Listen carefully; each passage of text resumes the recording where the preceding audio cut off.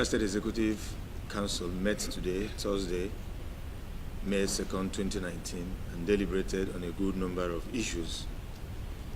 At the end of the meeting, certain resolutions were reached by the Council. First amongst them is the issue of interest-free loans. You would recall that the state government approved interest-free loans to civil servants and also to traders and entrepreneurs to enable them have access to funds and be able to improve their businesses and solve their immediate problems.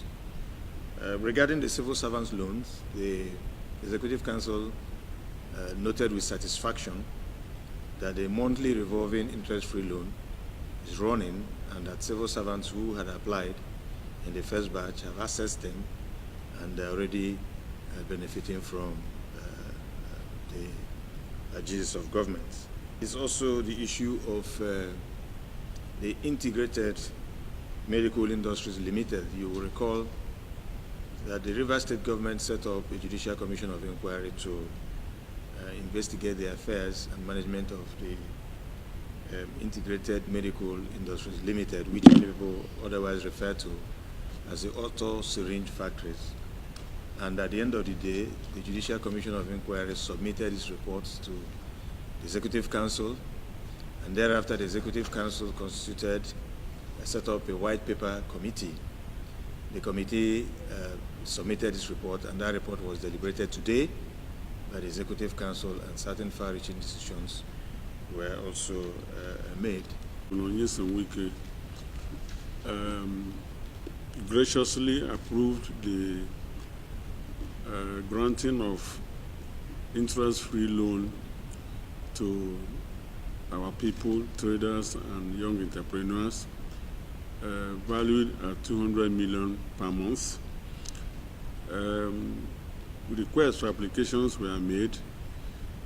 Short list of applicants were also made. We're happy to say that 12 local government areas have been disbursed. The second phase will involve 11 local government areas. And ESCO approved that the list of those who benefited should be published, right? Local government by local government, to enable those in the local government know those who benefited from the interest-free loan. So far, it is not possible for everybody to get it at the same time. That is why it is phased. Those who have not received should not despair. We are looking forward that the second phase will commence as soon as possible.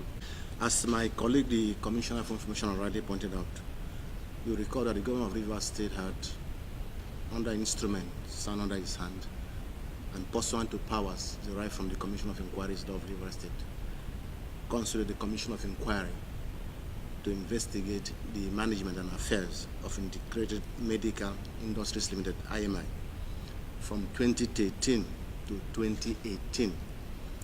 That commission was headed by Honorable Justice Constance Doye Green, Judge of the High Court of River State. The commission concluded the investigation and submitted its report to government. And consequently, the State Executive Council set up a white paper committee headed by the Honorable Attorney General to study the report containing the recommendations and findings of the Commission of Inquiry and to propose a draft white paper to Council. That draft white paper was presented on floor of Council today, and it was extensively discussed by Council, and certain far-reaching decisions were taken by Council. One of the highlights of the major decision taken by Council is that the Office of the Honorable Attorney General is going to pursue prosecution of all those who are found by the Commission to have squandered the resources of IMI Limited.